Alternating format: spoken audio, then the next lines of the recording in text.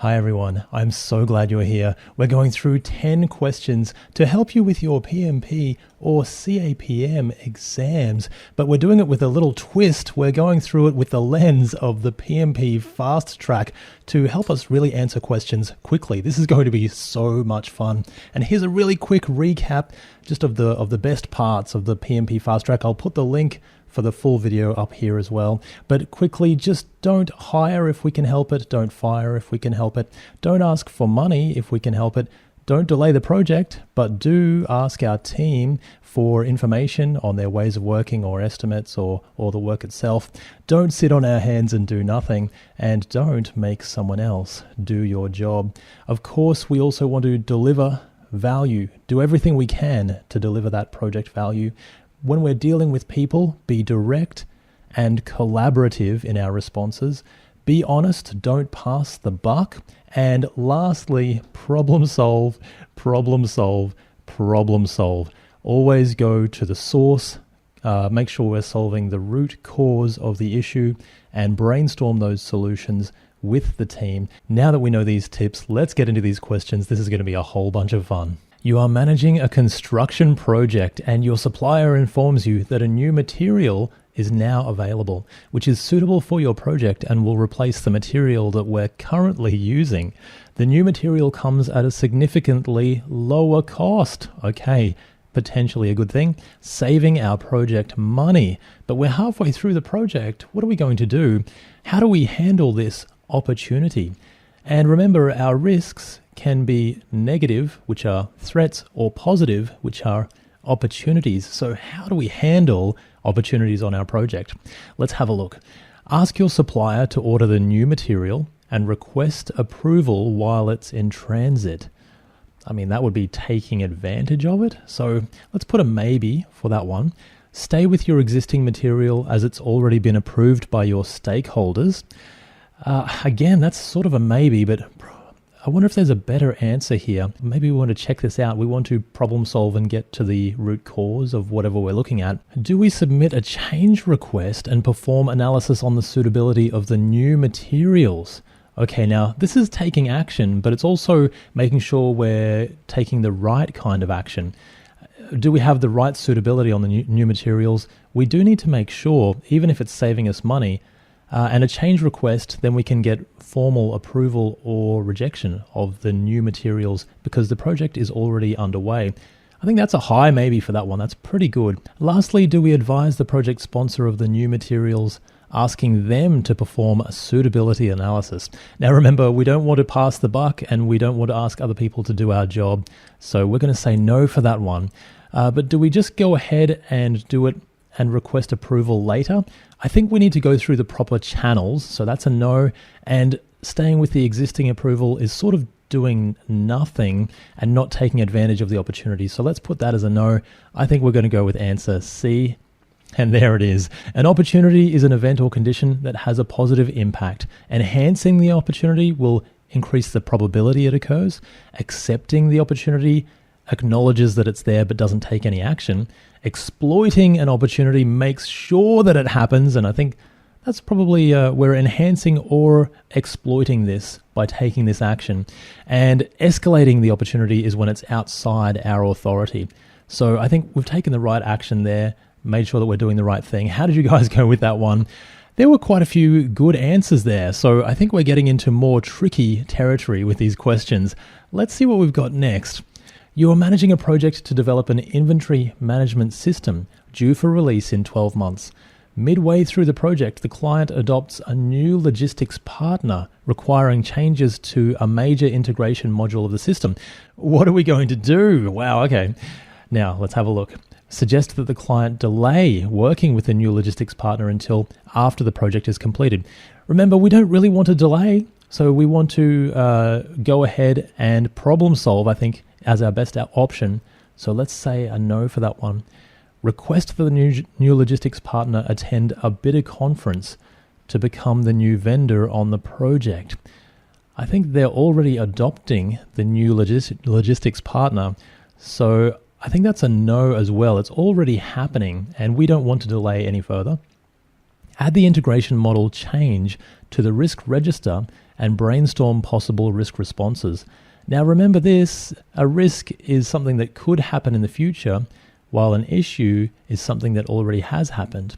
Now I think this one has already happened because they've already adopted that new logistics partner. So I don't think we're in risk territory here. I think we can put a no for that one, which leaves us with the last answer. I hope this one is right because we're running out of options here. Evaluate the impact of this change on the project variables such as cost, schedule, and quality for approval. Now, this is a step in the change request process. So we've got a new logistics partner and it requires changes to our system or the system that we're developing. Let's go through the proper change control process. We're going to evaluate the impact so that we can take that for approval. I think out of all of those answers, that's going to be our best one. So let's go with answer D. Okay, fantastic. Most projects will encounter challenges. Project managers should possess the ability to respond and recover from these setbacks through new ways of thinking and working. And this is adaptability and resiliency in the PMBOK 7th edition, page 55, if you want to check that out. And again, we do want to go through the proper change control process if it's a predictive project. All right, how did you guys go with that one? Again, a little bit trickier, but I think we're on the right track with our answers. A new change request has been submitted, approved, communicated to all stakeholders, and the project plan has been adjusted accordingly. Maybe they've been looking at our previous questions. We've had so many change requests. However, after the change was implemented, one of the key stakeholders expresses dissatisfaction. Oh no, that's, this is going to happen. It's going to happen in the real world as well. They're dissatisfied with the modification. What are we going to do? People questions, conflict, stakeholders, very important. Ignore the concerns. Now, again, remember, do we take no action? No, we want to take action. So ignoring the concerns, probably not the best option here, as the change request was approved, and focus on completing the project according to the updated plan. I think we still need to address the concerns, so let's put a no for that one. Schedule a meeting with the stakeholder to discuss the impact of the change and explore whether adjustments can be made to address their needs. Does that sound direct and collaborative in our response? And I think the answer is yes. That sounds pretty good. What do you guys think about that one? Let's see the other ones just in case. Escalate the issue to the project sponsor immediately. Now, remember, do we escalate or do we try and problem solve first? And so the answer is we want to work through this as project managers. So I can already tell this one's not going to be the best answer. But do we ask for guidance on whether to reverse the change? No, I don't think so. We need to take that action. Delay the implementation of the new features, and do we delay the project? Again, no, not the best answer. We want to make sure we're delivering value, being direct, being collaborative. Until we have a formal review from all the stakeholders, well, that's going to set us back quite a bit of time. So I think that's a no. That gives us the best answer. Let's go with answer B. Wonderful stuff. Change may have consequences for stakeholders, and that is true.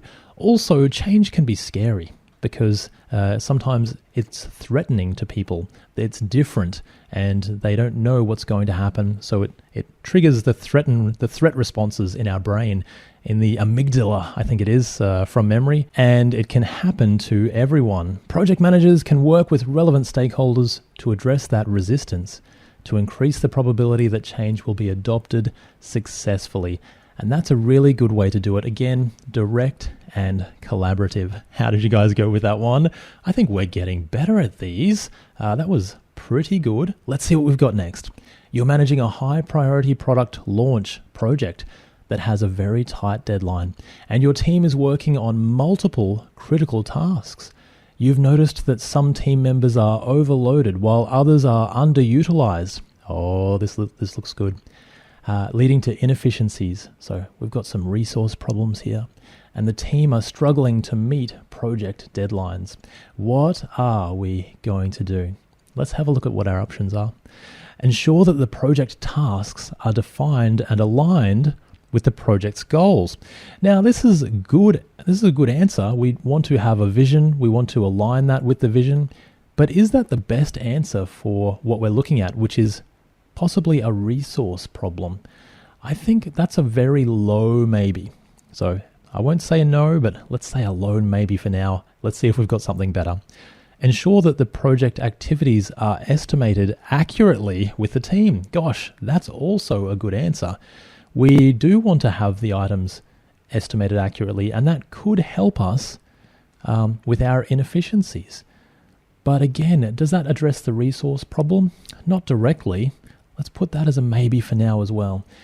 Do we distribute the workload and designate team members effectively across tasks? So overloaded, underutilized, inefficiencies. Now we're starting to talk. I think this is the language that we want to be using here. I would like that one. I think that's a high maybe for that one. Let's see what we've got as the last answer. Track the project budget and identify additional costs resulting from those inefficiencies. Now, we may need to do that also, but is that our next best action? And I think what we want to do is address the problem directly. Let's go with answer C. And that's our answer. Wonderful stuff. How did you guys go with that one? You may have beaten me to that, but I think there were some other good answers there. It was a little bit tricky. Resource inefficiencies is mentioned, making resource optimization the best approach. This might include resource leveling, where resources allocated at the same time are now leveled out. And resource smoothing, where we're changing activities within the critical path of our project. So resource smoothing, resource leveling, and check that out in the Process Group's practice guide, page 291. Resource optimization. Definitely know that one for your exam. How did you guys go? I thought that was quite good. All right, we're up to our next one. Your organization is considering a new initiative to upgrade its internal communication system. That sounds like fun. The idea has been suggested by a department, but no formal analysis has been done. There's interest from several stakeholders, okay? And you know what, this happens in the real world as well. Everyone wants a change, but nothing has been done formally. Now, if we start on this change, we're going to run into lots and lots of problems because there's no formal agreements, there's no project charter, there's no information. Do we have access to resources? Do we have anything? We need to do this the proper way. So we're now receiving pressure to begin work. Again, this is quite a difficult situation. What are we going to do first? Key word here. First. We've got nothing, so we don't have a project charter. I'd probably go with that, but let's see what we have here. Prepare a project charter to officially authorize the project and begin. Now that sounds pretty good to me, doesn't it? I would put that as a high maybe. That's a pretty good answer. Let's see what else we have just in case. Identify the necessary resources and project team members to get started.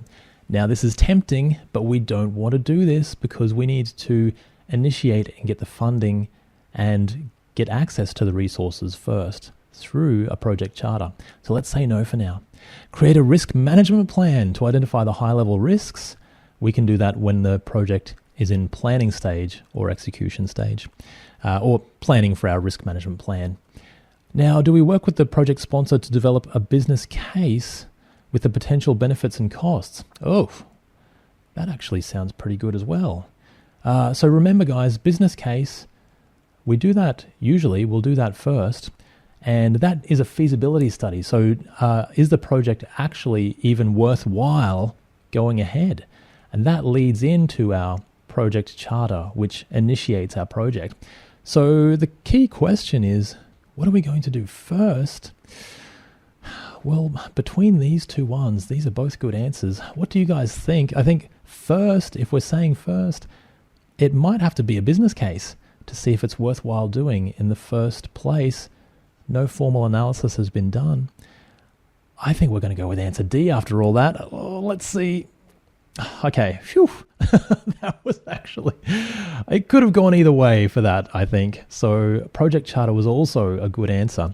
But before a project charter can be created, it needs a business case to determine how the project will address the business goals, including the need, the analysis of the situation, and various options to address those needs and the issue at hand. Now that is a very, very wise thing. We might even end up doing a different version of the project altogether because there might be different options to address the underlying need. Project business case, page 29 in the process groups practice guide. I thought that was actually pretty good, very tricky. What do we do first? Let's see what we have next. You've recently submitted a business case. Wow, we're doing lots of business cases these days. We're very busy for approval to our manager, and they have requested that you create an accompanying benefits management plan. Are you familiar with this? What are we going to do with our benefits management plan? Let's see. Create a plan for tracking success metrics, including tangible and intangible value, and who's responsible. Now, I don't know about you guys, but that sounds exactly what a benefits management plan does. We want to find who's responsible, what the metrics we're tracking are, and what the value is that we are delivering. I'm going to put that as a very high maybe. That's pretty good. Let's see what else we have just in case. Create a plan for the team bonus structure on the achievement of the project goals. Project goals is a yes, but bonus structure, not really related to our benefits management plan. This isn't just our benefits. This is the project benefits. We want to see the value that we're delivering. Let's say a no for now. Create a cost management plan that includes incoming revenue projections. Revenue, again, is part of our benefits potentially, but the better answer is still our metrics and value, tangible and intangible. So I would put that as a maybe, but probably a no. Create a feasibility study to establish the validity of the potential benefits of the project. What's a feasibility study? That is actually our business case. Remember that? So let's put that as a no. Now that leaves us, I think the best answer here is answer A. Let's see. And there it is. While a business case is important for project initiation and includes justification of the project, it's not the same as a benefits management plan. The benefits management plan defines how the project's benefits will be tracked and measured, and who's going to do it too. Under page 29, Project Benefits Management Plan in the Process Groups Practice Guide, if you want to check that out for yourself. Well done, guys. How did you guys go with that? I think that was pretty good and also very handy to know. As a project manager for a software development project, you report to the project sponsor. You have significant authority over project resources, including assigning tasks and making decisions about budget and schedule. Which organizational structure are you working in? Now, we know this one. There are different styles of organizational structure or organizational matrices, starting with the PMO, which has the most authority, and the project manager has the highest authority there. And then it goes to strong matrices, and then it goes to balanced and weak, and ultimately it goes to functional and even organic. And the project manager has the strongest or the highest authority up the top here. So let's see what options we've got. Matrix weak? No. Matrix balanced? No. Functional? That's all the way down the bottom. Because we have significant authority here, I think we're going to go with answer D, matrix strong. And there it is. In a matrix strong structure, the project manager has significant authority over the project and resources. Page 46 in the Process Groups Practice Guide, Organizational Structure Types. Check that out for yourself in your study. A wonderful thing to do. Wonderful stuff. You're really getting through this. You're doing great, guys. Keep going. Your organization is about to launch a new project to upgrade its internal accounting software. The project team is experienced. The timeline for delivery is fixed, and it has been determined that changes to the scope are unlikely. This is sounding very familiar to me. We've got no change on scope, so it's nice and straightforward. And the timeline is also fixed, meaning we're going to deliver in one big bang, probably. What approach are we going to use to manage this project? And I don't think it's going to be iterative. Oh, it could be. Are there any changes? Because remember, iterative has one big bang at the end, but we have changes along the way and improvements. but changes to the scope are not likely. So this points everything to our predictive approach, where we plan everything up front and deliver it sequentially, step by step. I think we're going to go with answer D. And that's the one. We did it. The predictive approach is ideal for projects with well-defined requirements and a fixed timeline, where detailed planning is done upfront and a sequential process is most effective. Page 15 in the Process Group's practice guide under Project and Development Life Cycles, if you want to check that out for yourself. And we're up to the last two. You've done a fantastic job. Keep going in this little section. You're doing great. You're managing a project to develop a new system for your company, and you need to quickly gather insights from subject matter experts, or SMEs. And what are we getting here? We are getting expert judgment. You'll see this in the PMP guide. Now, we need that about the system's key features and functionality, which makes sense. We can't know everything. We have to get the expert judgment from the people who have those answers. The development team are ready to begin work, and you're on a tight timeline. What are we going to do next? Let's have a look. Conduct one-on-one interviews with each SME to gather detailed, individualized feedback. Well, that's pretty good. I mean, we could do that. But what else do we have? We're on a tight timeline here. So they're ready to begin work. Maybe we need to do it quickly. Let's see. Hold a focus group to facilitate a structured discussion and gather diverse insights from multiple SMEs at once. In person, we're going direct. It's close to all the people, getting direct answers. That's definitely a high maybe as well. So both of these answers are good. Send out a survey to the SMEs to collect their input on key features. Again, that's a good answer. We could do that. Is that going to be the fastest response? Maybe not. I think fastest is going to be close in person, place and time. I think answer B is looking pretty good there. So let's bump that one up to a high maybe, or even a good answer. Let's see what we've got the last one just in case. Host a workshop where the SMEs can work together. That sounds good, but to create a project plan for the new system. So yes, workshop is good.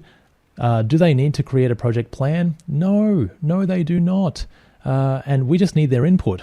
And we're going to create that project plan. Don't pass the buck. I think we're going to go with answer B here. What do you guys think? Let's see. There it is. A focus group allows for fast, collaborative discussion with multiple SMEs, making it an efficient way to gather insights quickly. Page 330, focus groups in the Process Groups practice guide. Well done. I think that you guys got there as well, just as fast, if not faster, than I did. I think you're doing a fantastic job. Last one in this section. Let's do it. You've just taken over a project that was previously led by a manager who struggled with communication, transparency, and providing support to the team. Oh, that doesn't sound good. As a result, but has that ever happened to you? Of course. In the real world, this happens all the time. As a result, the team's morale is low, and they're hesitant to share ideas or concerns. So the psychological safety in this team is low. Love that term, and so important for us to provide that psychological safety so our team can raise issues. So what are we going to do here? Openly communicate the project goals. We could be open. That sounds good. Update the team on progress. That sounds promising. And invite feedback as well. Now that sounds very promising, as long as we make it okay to make a mistake and we don't beat our team over the head when they do raise feedback or issues. That's so important. We do want that psychological safety. What else do we have? That's a pretty good answer, I think. So take charge of solving the technical challenges yourself to demonstrate your expertise.